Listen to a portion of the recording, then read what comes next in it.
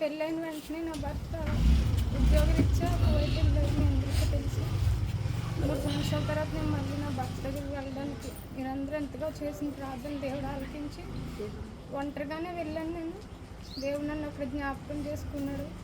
ముందు ఒక మిస్క్యారేజ్ అయింది, తర్వాత మళ్ళీ వెంటనే 8 నెలలకి రియాకి ప్రెగ్నెంట్ అవ్వడానికి దేవుడు సహాయం చేశాడు. బిడ్డల విషయంలో చాలా దేవుని సన్నిధిలో వేడుకున్నాను. నేను నా భర్త నేను కూడా మోకాళ్ళ ప్రార్థన నేర్చుకున్నాను.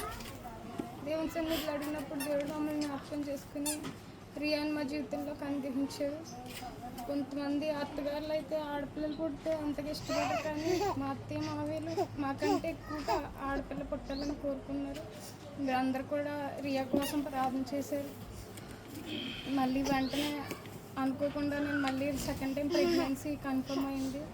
దేవుడు ఇచ్చిన బహుమానం అని యాక్సెప్ట్ చేశాను. నాకు వెంటనే ఇష్టం లేదు, కొంచెం జాబ్ చేయాలని అనుకున్నాను, కానీ దేవుని చిత్తం ఎలా ఉందో నాకు తెలియదు. దేవుని మాటకు లోబడ్డాను. ఈ బిడ్డ విషయంలోనూ అలాగే రియా విషయంలో కూడా దేవుడు నాకు మంచి వాగ్దానాలు ఇచ్చాడు. రియా విషయంలో అయితే ఇదిగో నేను ఒక నూతన క్రియ చేయబోతున్నాను, ఇప్పుడే అది మొలిచిందనే వాగ్దానం ద్వారా దేవుడు నన్ను బలపరిచాడు. చిన్నబాబు విషయంలో అయితే ఇర్మియా గ్రంథం నుండి ఇర్మియా 33:9 ఉంటుంది. ఎఫ్రాయిము నా జ్యేష్ఠ కుమారుడు,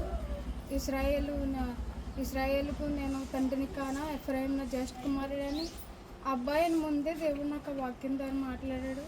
ఆ తర్వాత హాస్పిటల్కి వెళ్తే 4th మంత్ ప్రెగ్నెన్సీ అని తెలిసింది.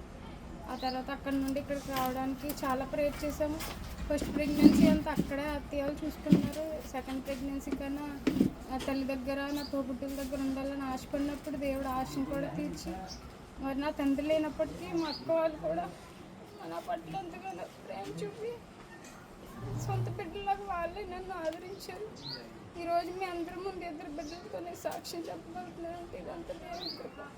మా కుటుంబం కోసం, అలాగే మేమందరము దేవుని చిత్తానుసారంగా ఉండేలాగా ఆయన భయభక్తులు ఉండే కుటుంబంగా వర్ధిల్లబడాలని మా అందరి కోసం మీరు అందరూ ప్రార్థించమని చిన్న సాక్ష్యం దేవుడు దీవించింది కాదు.